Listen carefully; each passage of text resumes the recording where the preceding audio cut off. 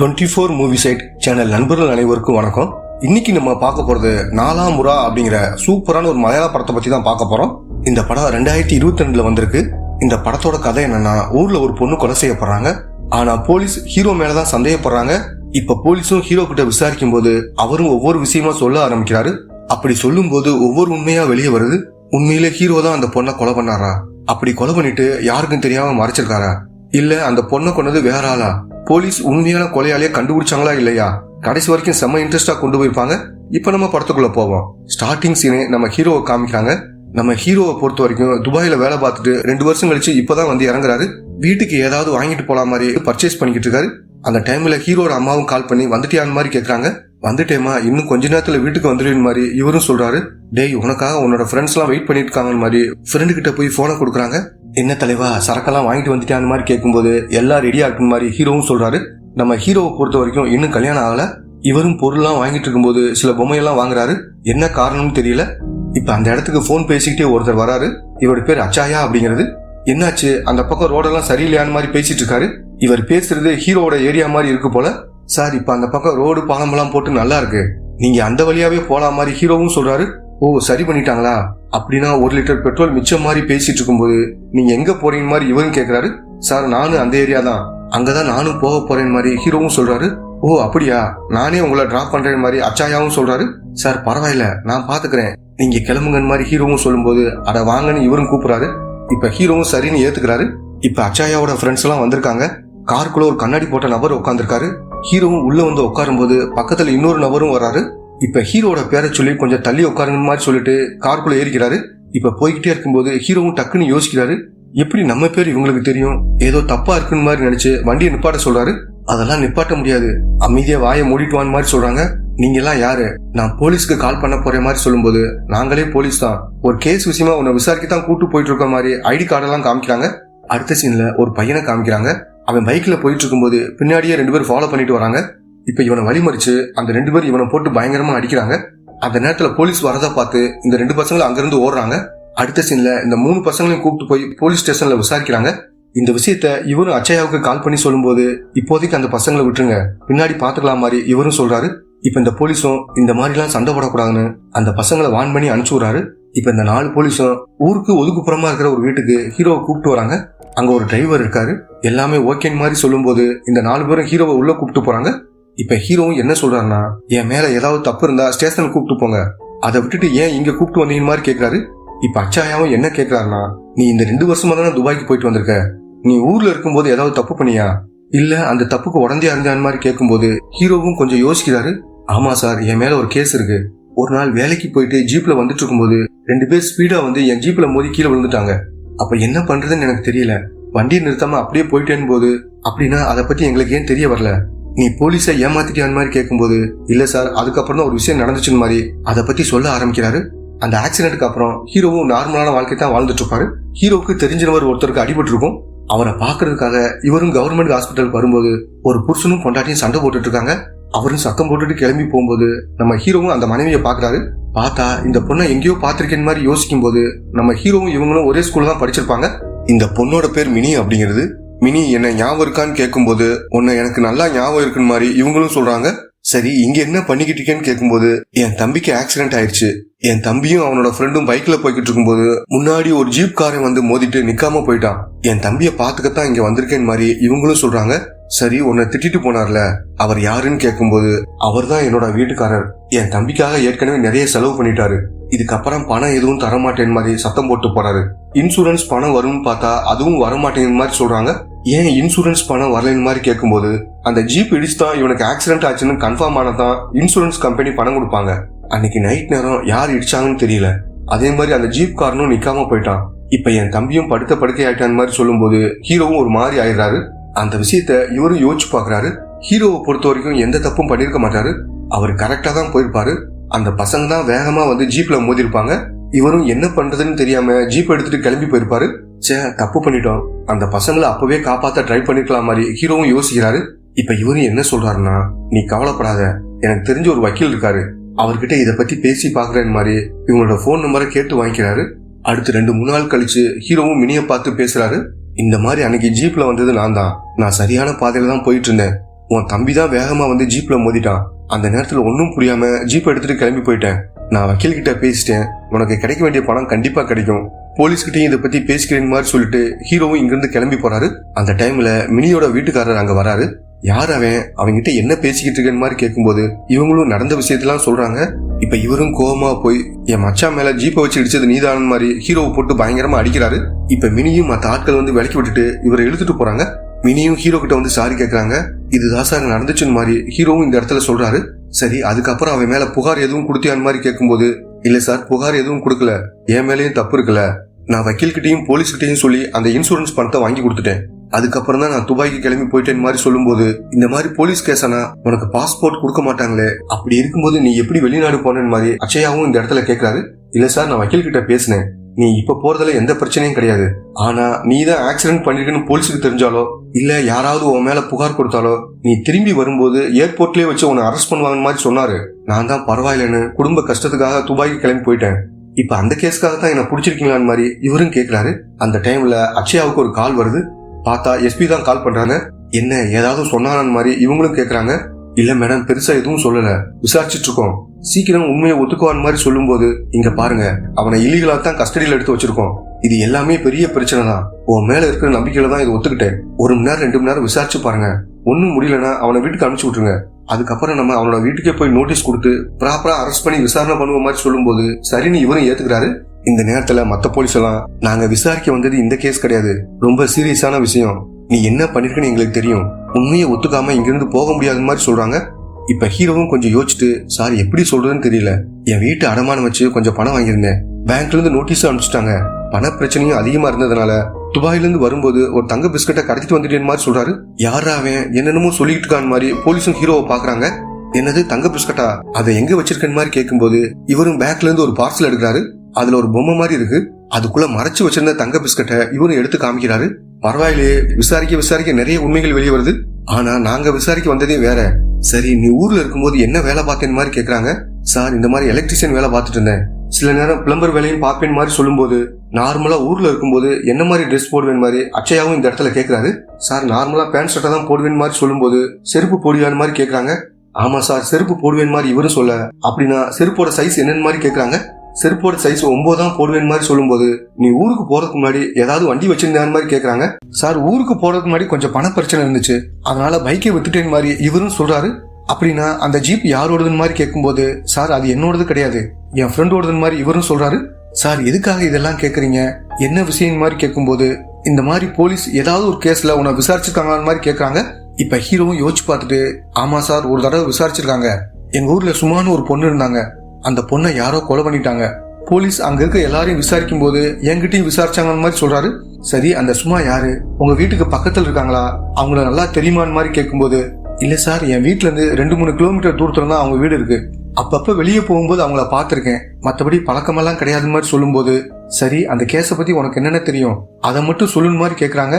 Sir, அந்த பொண்ணை அகில்ங்கிற ஒரு பையன் தான் கொலை பண்ணிட்டு தான் பேசிக்கிட்டாங்க, அவன் யாருன்னா சுமாவோட பையனோட ஃப்ரெண்டு தான், அகில் ஒரு பைக் வச்சிருந்தான், அந்த பைக் மேல சுமாவோட பையனுக்கு ரொம்ப இஷ்டம், அவனும் அடிக்கடி சுமாவோட வீட்டுக்கு வருவான், நல்லா பேசுவான், 2 பேரும் நல்ல ஃப்ரெண்ட்ஸா தான் இருந்தாங்க, என்னமோ தெரியல இந்த பைக்னால 2 பேருக்குள்ள சண்டை வந்திருக்கு, ஒரு தடவை இந்த சுமாவோட பையன் பைக் மேல அழுக்கு தண்ணியை ஊத்திருக்கான், இதனால அகில் கோவப்பட்டு அவனை போட்டு அடிச்சிருக்கான். இந்த சண்டை நடந்த மறுநாளே அகில் சுமாவோட வீட்டுக்கு வந்து ஃப்ரெண்டை பழிவாங்கன்னு நினைச்சு அம்மாவை கொலை பண்ணிட்டதா எல்லாரும் பேசிக்கிட்டாங்க மாதிரி இவரும் சொல்றாரு. இப்ப அச்சயாவும் என்ன சொல்றாருன்னா, அந்த கேஸை விசாரிக்கத்தான் நாங்க வந்திருக்கோம், உண்மையான குற்றவாளி அகில் கிடையாது, நீதான் மாதிரி இவரும் சொல்றாரு. என்னது நானா? சார், சும்மா விளையாடாதீங்க, எனக்கு அந்த பொண்ணுக்கு எந்த சம்பந்தம் கிடையாது, அப்பப்ப அவங்கள பாத்திருக்கேன், அவ்வளவுதான், நீங்க உண்மையான குற்றவாளியை கண்டுபிடிக்க முடியாம என்ன பலிகடா ஆக்காதீங்கன்னு மாதிரி இவரும் சொல்றாரு. இதனால கடுப்பான கண்ணாடி போட்ட போலீஸும் நீயா உண்மையை சொல்வேன்னு எதிர்பார்த்தோம், உனக்கு அவ்வளவுதான் மரியாதை, பேண்ட் சட்டையெல்லாம் கழட்டிட்டு ஜட்டியோட உட்காருன்னு மாதிரி சொல்லிடுறாரு. இப்ப ஹீரோவும் கொஞ்சம் பயந்து போய் சட்டை பேண்ட் எல்லாம் கழட்டிடுறாரு. இப்ப கைலி கட்டின போலீஸும் தம்பி இங்க பாரு, இந்த 3 பேரும் ரொம்ப மோசமானவங்க, விசாரிக்கிறோம்னு சொல்லி நிறைய பேர் அடிச்சே கொண்டு இருக்காங்க, ஒரு ஃப்ரெண்டா சொல்றேன், என்கிட்ட உண்மையை சொல்லணும்னா சொல்லு, அவங்க அனுப்பிச்சு விட்டுறேன் மாதிரி அந்த 3 பேரையும் வெளியே அனுப்பிச்சு விட்டுறாரு. இப்ப ஹீரோவும் சார், எனக்கு தெரிஞ்ச ஒரு உண்மையை சொல்றேன், இன்ஸ்டாகிராம்ல அந்த பொண்ணை பாத்திருக்கேன், அடிக்கடி ரீல்ஸ் போட்டோஸ் போட்டுக்கிட்டே இருப்பாங்க, அதை பாத்திருக்கேன், அவ்வளவுதான் மாதிரி இவரும் சொல்றாரு. இங்க வீட்டுல ஹீரோ இன்னும் வராத நினைச்சு அம்மாவும் பதட்டமா இருக்காங்க. இப்ப இவங்களும் என்ன பண்றாங்கன்னா அந்த ஏரியா எம்எல்ஏ மூலமா எஸ்பி கிட்ட பேச வைக்கிறாங்க. இப்ப எஸ்பியும் அச்சயாவுக்கு கால் பண்றாரு. இந்த மாதிரி ஹீரோட பேரை சொல்லி அந்த நபர் இன்னைக்கு தான் துபாயில இருந்து வந்திருக்காரு, நீங்க ஏதாவது ஒரு கேஸ்ல இவரை கஸ்டடியில எடுத்திருக்கீங்களான்னு மாதிரி கேட்கிறாரு. சார் அப்படி யாரையும் எடுக்கலன்னு மாதிரி இவரும் சொல்லிடுறாரு. இப்போ உடனே கிரைம் பிரான்ச் எஸ்பிக்கு கால் பண்றாரு. மேடம் இந்த மாதிரி சார் போன் பண்ணாரு, அவனை கஸ்டடியில எடுத்திருக்கலான்னு மாதிரி கேட்டாரு, நான் இல்லைன்னு போய் சொல்லிட்டேன், நீங்க தான் ஏதாவது பண்ண மாதிரி சொல்றாரு. சரி நான் பாத்துக்கிறேன் மாதிரி இவங்களும் சொல்லிடுறாங்க. இப்ப அச்சயாவும் இவனை அடிச்சு விசாரிச்சா கண்டிப்பா உண்மையை சொல்ல மாட்டான்னு மாதிரி நினைச்சு உள்ள வராரு. சரி அந்த தாமஸ தெரியுமான்னு மாதிரி கேட்கும்போது எந்த தாமஸ்ன்னு ஹீரோவும் கேட்கிறாரு. இந்த மாதிரி உன் ஏரியாவில தேயிலை தோட்டத்துல சூப்பர்வைசரா இருக்காருல்ல அந்த தாமஸ தெரியுமான்னு மாதிரி கேட்கிறாரு. தெரியும் சார், ஒரு தடவை மோட்டார் ரிப்பேர் ஆயிடுச்சு, சரி பண்ணி தாங்கன்னு மாதிரி எனக்கு கால் பண்ணாரு, நானும் சரி பண்றதுக்காக போனேன், மற்றபடி அவருக்கும் எனக்கும் எந்த பழக்கம் இல்லைன்னு மாதிரி சொல்றாரு. இல்ல நீ பொய் சொல்றேன்னு மாதிரி அந்த தாமஸ் கிட்ட விசாரிச்ச விஷயத்த வீடியோவா ரெக்கார்ட் பண்ணிருப்பாங்க. இப்ப அதை ஹீரோ கிட்ட போட்டு காமிக்கிறாங்க. அதாவது அன்னைக்கு சும்மா இறந்து போனாங்கல்ல, அன்னைக்கு தான் மோட்டார் ரிப்பேர் ஆயிருக்கு மாதிரி தாமஸும் ஹீரோக்கு கால் பண்ணி வர சொல்லியிருப்பாரு. இவரும் ஒரு மணி நேரத்துல வரேன் மாதிரி பதில் சொல்லியிருப்பாரு. ஆனா 2-3 மணி நேரம் ஆகியும் ஹீரோ வரவே இல்லை. அதனால இவரும் ஹீரோவுக்கு நிறைய தடவை கால் பண்ணிருப்பாரு. ஹீரோவும் போனை எடுக்காதனால 2-3 நாள் கழிச்சு வேற ஒரு ஆளை கூட்டு வந்து மோட்டாரை சரி பண்ணிருப்பாரு. இப்ப ஹீரோவும் என்ன சொல்றாருன்னா, ஆமா சார் அவர் சொல்றது உண்மைதான், அன்னைக்கு காலையில அவர் எனக்கு போன் பண்ணியிருந்தாரு, ஆனா தொடர்ந்து பண்ணிக்கிட்டே இருந்தாரு, எனக்கு கடுப்பா இருந்துச்சு, அதனால போன் அட்டன் பண்ணல. கொச்சினுக்கு சில பொருள்லாம் வாங்குறதுக்காக போயிருந்தேன், போயிட்டு வரும்போது இதை பாத்துக்கலாம்னு நினைச்சிருந்தேன், ஆனா மறந்து வீட்டுக்கு போயிட்டேன் மாதிரி இவரும் சொல்றாரு. சரி முதல்ல ட்ரெஸ் எல்லாம் போட்டுக்கிட்டு இங்க வந்து உட்காருன்னு மாதிரி சொல்றாங்க. இப்ப இவரும் வந்து உட்காரும் போது வேற ஒரு வீடியோவை போட்டு காமிக்கிறாங்க. இப்போ ஒரு பொண்ணை காமிக்கிறாங்க. இவங்களை பொறுத்த வரைக்கும் நர்ஸா வேலை பார்த்துட்டு இருப்பாங்க. இவங்களும் வேலை முடிச்சுட்டு போயிட்டு இருக்கும்போது ஒரு 1 மணி இருக்கும். அந்த டைம்ல பைக்ல ஒருத்தர் பேண்ட் ஷர்ட் எல்லாம் போட்டு போனாரு. அவருக்கு வயசு 40க்குள்ள இருக்கும். அவர் தான் சும்மாவோட வீட்டு பக்கமா போனார் மாதிரி சொல்றாங்க. இப்ப ஹீரோவும் என்ன சொல்றாருன்னா, சார் அவங்க ஒரு சந்தேகத்துல ஒரு நபரை பார்த்ததா சொல்றாங்க, என்னத்தான் பார்த்தாங்கன்னு அவங்க குறிப்பிட்டு சொல்லல, அப்படி இருக்கும்போது நான் தான் குற்றவாளின்னு என்ன மட்டும் ஏன் விசாரிக்கீங்க மாதிரி கேட்கிறாரு. சரி நீ என்ன கலர் பைக் வச்சிருக்கேன் மாதிரி அச்சயாவும் இந்த இடத்துல கேட்கிறாரு. சார் இந்த மாதிரி கருப்பு கலர் பைக் தான் வச்சிருக்கேன் மாதிரி இவரும் சொல்றாரு. இப்ப சுரேந்திரன் அப்படிங்கிற ஒருத்தருக்கு வீடியோ கால் பண்றாங்க. அந்த இடத்துல அச்சயாவோட ஆட்கள் 2 பேர் இருக்காங்க. அவங்களும் போலீஸ் தான். அன்னைக்கு காலையில சும்மாவை பாக்குறதுக்காக இவர் அவங்க வீட்டுக்கு போயிருக்காரு. அப்ப டைம் 11 மணில இருந்து 1 மணிக்குள்ள இருக்கும். அந்த நேரத்துல அவங்க வீட்டு வாசல்ல ஒரு கருப்பு கலர் பைக் இருந்திருக்கு. அதோட வீட்டுக்குள்ளேயும் உள்பக்கமா தாழ்பால் போட்டிருக்கு. அது மட்டும் இல்லாம வெளியில ஒரு ஆளோட செருப்பும் இருந்திருக்கு. இவரும் போய் கதவை தட்டி பாத்திருக்காரு. யாரும் திறக்காதனால இவரும் அங்கிருந்து கிளம்பி போயிருக்காரு. இதுதான் அன்னைக்கு நடந்துச்சுன்னு மாதிரி இந்த நபரும் சொல்றாரு. சரி தம்பி இதுக்கு என்ன சொல்ல போறேன்னு மாதிரி கேட்கும்போது, சார் நான் வச்சிருக்கிற மாதிரி பைக்கு ஊர் முழுக்க ஏன் நாடு முழுக்க நிறைய பேர் வச்சிருக்காங்க, அதே மாதிரி நான் போடுற மாதிரி செருப்ப நிறைய பேர் போட்டிருக்காங்க, இப்ப கூட அவர் என்ன பார்த்ததா சொல்லல, நீங்க ஏன் என்ன மட்டும் குற்றவாளின்னு சொல்றீங்க, அதுதான் எனக்கு புரியலன்னு மாதிரி இவரும் சொல்றாரு. இந்த டைம்ல எஸ்பியும் அச்சயாவுக்கு கால் பண்றாங்க. இந்த மாதிரி பையனை காணும்னு அவங்க அம்மா புகார் கொடுத்திருக்காங்க, நமக்கு டைம் வேற இல்ல, நீங்க அவனை போலீஸ் கிளப்புக்கு கூட்டு வந்துருக்க மாதிரி சொல்லவும் சரின்னு இவரு ஏத்துக்கிறாரு. இப்ப அச்சயாவும் ஹீரோ கிட்ட என்ன சொல்றாருன்னா, இங்க பாரு உன்னை காணும்னு உங்க அம்மா புகார் கொடுத்திருக்காங்க, நீயே உங்க அம்மாவுக்கு கால் பண்ணி ஒரு வேலையா வெளியில வந்திருக்கேன், வேலை முடிஞ்சதும் வீட்டுக்கு வந்துருவேன் மாதிரி சொல்றாரு. இப்ப ஹீரோவும் அப்படியெல்லாம் சொல்ல முடியாத மாதிரி சொல்றாரு. சரி இந்த மாதிரி கொலை பண்ணி மாட்டிக்கிட்டேன், அதோட தங்க பிஸ்கட்டையும் கடத்திட்டு வந்திருக்கேன், இத பத்திலாம் போலீஸ் விசாரிச்சுட்டு இருக்காங்க மாதிரி அம்மா கிட்ட சொல்றாரு. சார் இந்த மாதிரி எல்லாம் எங்க அம்மா கிட்ட சொன்னா மனசு உடஞ்சு போயிருவாங்க, நீங்க சொல்ற மாதிரியே சொல்றேன்னு இவரு அம்மாவுக்கு கால் பண்ணி வீட்டுக்கு வர லேட் ஆகும் மாதிரி சொல்லிடுறாரு. இப்ப அச்சயாவும் மறுபடியும் விசாரிக்க ஆரம்பிக்கிறாரு.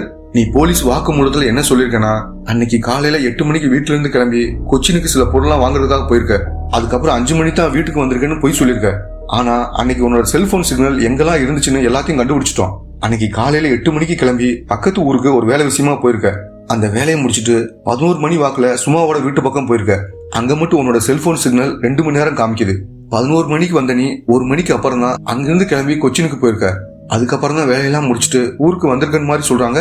அப்ப அந்த டைம்ல திடீர்னு கரண்ட் போகுது. அப்ப 4-5 ரவுடி பசங்க வழக்கமா இந்த இடத்துல சரக்கு போட்டு போவாங்க போல, அவங்க தான் கரண்ட் ஆஃப் பண்ணிட்டு உள்ள நுழையலாம்னு பாக்கும்போது நாங்கெல்லாம் போலீஸ் இங்கிருந்து போங்கன்னு மாதிரி இவங்களும் சொல்றாங்க. என்னது போலீஸ் ஆனும் இந்த ரவுடி பசங்களும் இவங்க கூட பயங்கரமா சண்டை போடுறாங்க. அப்ப இவங்க எல்லாரும் ரவுடி பசங்களை அடிச்சு வெளியே துரத்தி விட்டுறாங்க. அடுத்து இவங்களும் ஹீரோவை கூப்பிட்டுக்கிட்டு போலீஸ் கிளப்புக்கு போலாம் மாதிரி அங்க வந்துடுறாங்க. ஹீரோவும் ஒரு வாரமா தூங்காம நைட்டும் பகலும் வேலை பார்த்திருப்பாரு, அதனால இவருக்கு தூக்கமா வருது. இவங்களும் ஒழுங்கா உண்மையை ஒத்துக்கன் மாதிரி ஹீரோ கிட்ட சொல்லிக்கிட்டு இருக்காங்க. இவங்களை பொறுத்த வரைக்கும் ஹீரோ தான் கொலை பண்ணிருக்காரு மாதிரி ஸ்ட்ராங்கான எவிடன்ஸ் எதுவும் இருக்காது. அவரோட செல்போன் சிக்னலை வச்சுதான் இவரை விசாரிச்சுட்டு இருக்காங்க. ஆனா கோர்ட்டுக்கு போகும்போது இவரோட செல்போனை யாரோ திருடிருக்காங்க மாதிரி இவர் சொல்ல வாய்ப்பு இருக்கு. இதனாலதான் இவரே உண்மையை ஒத்துக்கன் மாதிரி சொல்றாங்க. மறுநாள் காலையில எஸ்பியும் கோவமா அங்க வந்து ஹீரோ கிட்ட பேச ஆரம்பிக்கிறாங்க. நீ சும்மா வீட்டு பக்கம் போனதுக்கான எல்லா ஆதாரமும் எங்ககிட்ட இருக்கு, ஒழுங்கா உண்மையை ஒத்துக்கன் மாதிரி சொல்றாங்க. மேடம் நான் எந்த தப்பும் பண்ணல, உண்மையான குற்றவாளியை நீங்க கண்டுபிடிக்க முடியாம என்ன குற்றவாளி ஆக்கிறாதீங்க மாதிரி சொல்லும் போது எஸ்பியும் கடுப்பாகி ஹீரோ போட்டு பயங்கரமா அடிக்கிறாங்க. இப்ப எஸ்பியும் வெளியில வந்து இவனை வீட்டுக்கு அனுப்பிச்சு விட்டுருங்க, அந்த மினிஸ்டரோட பிஏ கால் பண்ணாரு, இன்னைக்குள்ள இவன் வீட்டுக்கு வரலைன்னா அவங்க கோர்ட்டுக்கு போக போறதா சொல்றாங்க. அங்க போனாங்கன்னா பிரச்சனை பெருசாயிரும். இவனை இப்பயே ரிலீஸ் பண்ணுங்க மாதிரி சொல்லிட்டு இவங்களும் கிளம்பி போறாங்க. இப்ப இவங்களும் ஹீரோவை கூப்பிட்டுட்டு போயிட்டு இருக்கும்போது ஹீரோவும் தூங்கிடுறாரு. முழிச்சு பார்க்கும்போது வண்டியும் எங்கேயோ நிக்குது. சார், இந்த பக்கம் என் வீடு கிடையாது மாதிரி சொல்லும்போது, உன் வீடு கிடையாது, ஆனா உனக்கு வேண்டப்பட்டவங்களோட வீடு இந்த பக்கம் தான் இருக்குன்னு மாதிரி அச்சயாவும் இந்த இடத்துல சொல்றாரு. டேய், உன்னோட போன் லிஸ்ட செக் பண்ணி பார்த்துட்டோம். நீ துபாயில இருக்கும்போது உன் பழைய ஃப்ரெண்டு மினிக்கு 240 தடவைக்கு மேல கால் பண்ணிருக்கிற மாதிரி சொல்றாரு. சரிங்க சார், மினியோட வீட்டுக்கு போய் என்ன பண்ண போறீங்க மாதிரி கேட்கும்போது, இந்த பொம்மைய மினியோட பொண்ணுக்காகத்தான் வாங்கியிருக்க. அங்க போய் இந்த பொம்மையை கொடுத்துட்டு மினியையும் அவரோட வீட்டுக்காரையும் பார்த்துட்டு அதுக்கப்புறம் உன்னோட வீட்டுக்கு போகலாம் மாதிரி இவரும் சொல்றாரு. சார், அங்க போக வேணாம், வண்டியை நிப்பாட்டுக்குன்னு மாதிரி சொல்லும்போது, ஏன் பயப்படுற, மினி உன்னோட ஃப்ரெண்டு தானே, சும்மா போயிட்டு வரலான்னு மாதிரி சொல்லும்போது, சார் அவ என்னோட ஃப்ரெண்டு மட்டும் கிடையாது, அதை தாண்டி வேற ஒரு விஷயம் இருக்குன்னு மாதிரி அதை பத்தி சொல்ல ஆரம்பிக்கிறாரு. அன்னைக்கு மினியோட வீட்டுக்காரர் ஹீரோவை அடிச்சுட்டு போனதுக்கு அப்புறம் மினி வந்து ஹீரோவை எழுப்புறாங்க. கையை பிடிச்சு தூக்கி விட்டுட்டு உடம்பெல்லாம் தொடச்சு விடுறாங்க. சாரி, என்ன மன்னிச்சிருங்க மாதிரி ஹீரோ கிட்ட சொல்றாங்க. அதுக்கப்புறம் இவரும் மினிக்கு நிறைய உதவிகள் பண்ண ஆரம்பிக்கிறாரு. அந்த இன்சூரன்ஸ் கம்பெனியை பார்த்து பேசி இவங்களுக்கு பணம் எல்லாம் வர மாதிரி ஏற்பாடு பண்றாரு. அதுக்கப்புறம் இவங்க 2 பேரும் நல்லா பழக ஆரம்பிக்கிறாங்க. இதுக்கிடையில மினியோட வீட்டுக்காரர் டெய்லி குடிச்சிட்டு வந்து இவங்களை குடும்பப்படுத்த ஆரம்பிக்கிறாரு. இவன் கூட வாழவே பிடிக்கல, நம்ம 3 பேரும் வேற எங்கேயாவது போய், நீனா என்னோட பொண்ணு, எங்கேயாவது போய் சந்தோஷமா வாழலாம் மாதிரி சொல்றாங்க. நீ கொஞ்ச நாள் வெயிட் பண்ணு, இப்பதான் எனக்கு துபாயில வேலை கிடைச்சிருக்கு, பணமெல்லாம் சம்பாதிச்சுட்டு வந்து உங்களை கூப்பிட்டு போறேன் மாதிரி இவரும் சொல்லியிருப்பாரு. கண்டிப்பா இந்த கொலையை பத்தி மினிக்கும் தெரிஞ்சிருக்கும், அவங்க கிட்ட இந்த விஷயத்த கண்டிப்பா சொல்லிருப்ப, அங்க போய் மினிக்கிட்ட இதை பத்தி விசாரிப்ப மாதிரி சொல்றாங்க. வேணாம் சார், அவளுக்கு எதுவுமே தெரியாது, வண்டியை நிப்பாட்டுங்க, நான் எல்லா உண்மையும் சொல்லிடுறேன் மாதிரி இவரும் சொல்ல ஆரம்பிக்கிறாரு. அன்னைக்கு காலையில ஒரு வீட்டுல எலக்ட்ரீஷியன் வேலை பாக்குறதுக்காக ஹீரோவை கூப்பிட்டு இருப்பாங்க. இந்த வீட்டுல நிறைய பசங்களாம் இருக்காங்க. படம் எடுக்க போறேன் மாதிரி தண்ணி அடிச்சிட்டு போதை மருந்தெல்லாம் யூஸ் பண்ணிட்டு இருக்காங்க. இப்ப இந்த பசங்களும் ஹீரோ கிட்டையும் பேச்சு கொடுக்குறாங்க. என்கிட்ட ஒரு கதை இருக்குன்னு மாதிரி ஹீரோவும் சொல்லும்போது, அப்படியா, முதல்ல சரக்கடிங்க, இந்த போதை மருந்தெல்லாம் யூஸ் பண்ணுங்கன்னு மாதிரி சொல்லிட்டு நம்ம ஹீரோவை செம்மையா போதையாக்கி விட்டுறாங்க. அவரும் போதையில பண்றதை பார்த்துட்டு இந்த பசங்களும் என்ஜாய் பண்றாங்க. அதுக்கப்புறம் அவரும் செம்ம போதையில வண்டியில போயிட்டு இருக்கும்போது சுமாவை பாக்குறாரு. அந்த நேரத்துல சுமாவும் ரீல்ஸ் போறதுக்காக வீடியோ ரெக்கார்ட் பண்ணிட்டு இருக்காங்க. இத ஹீரோவும் பார்த்துட்டு அவங்க கிட்ட பேசுறதுக்காக போறாரு. உங்க வீடியோ எல்லாத்தையும் அடிக்கடி பார்ப்பேன், உங்களை எனக்கு ரொம்ப பிடிக்கும் மாதிரி சொல்லும்போது அவங்களும் தேங்க்ஸ்ன்னு சொல்றாங்க. மேடம், தேங்க்ஸ் மட்டும் பத்தாது, உங்க கூட நான் ஒரு செல்ஃபி எடுத்துக்கணும் மாதிரி சொல்லும்போது ஹீரோ செம்ம போதையில இருக்கிற பார்த்துட்டு இவங்களும் வீட்டுக்குள்ள போறாங்க. இப்ப இவரும் உள்ள வந்து ஒரு செல்ஃபி மட்டும் எடுத்துக்கிற மாதிரி இவங்களை தொட்டு கட்டாயப்படுத்தி செல்ஃபி எடுக்க ட்ரை பண்றாரு. இதை பார்த்துட்டு இவங்களும் ரொம்ப பயந்து போயிடுறாங்க. இப்ப ஹீரோவை தள்ளி விட்டுட்டு போலீஸுக்கு கால் பண்ண போற மாதிரி சொல்லும்போது இவரும் என்ன பண்றதுன்னு தெரியாம போனை தூக்கி போட்டு உடைச்சிடறாரு. அப்ப இவங்களும் பயந்து போய் அங்க இருக்கிற ஒரு கட்டையை எடுத்து ஹீரோவை அடிக்க ஆரம்பிக்கிறாங்க. நீ என்னையே அடிக்கிறேன் மாதிரி அந்த கட்டையை பிடிங்கி இவங்கள ஒரு அடி அடிக்கிறாரு. இப்ப இவங்களோட தலையில பயங்கரமா அடிபட்டு அங்கேயே இறந்து போயிடறாங்க. இப்பதான் போதையில எவ்வளவு பெரிய தப்பு பண்ணிட்டு மாதிரி ஹீரோவும் அழுதுகிட்டே அங்கேயே உட்காந்துருக்காரு. இதுதான் சார் அன்னைக்கு நடந்துச்சுன்னு மாதிரி இவரும் அச்சயா கிட்ட சொல்றாரு. இப்ப இவங்களும் ஹீரோவை அரெஸ்ட் பண்ணி கூப்பிட்டு போறாங்க. டிவி நியூஸ் எல்லாத்துலயும் ஹீரோ தான் சும்மாவா கொலை பண்ணிருக்காரு மாதிரி சொல்லிட்டு இருக்காங்க. இந்த விஷயத்த அம்மாவை அதிர்ச்சியா பாக்குறாங்க. அதோட அந்த மினி இதை பார்த்துட்டு ரொம்ப ஃபீல் பண்ற மாதிரி காமிக்கிறாங்க. இதோட இந்த படம் முடியுது.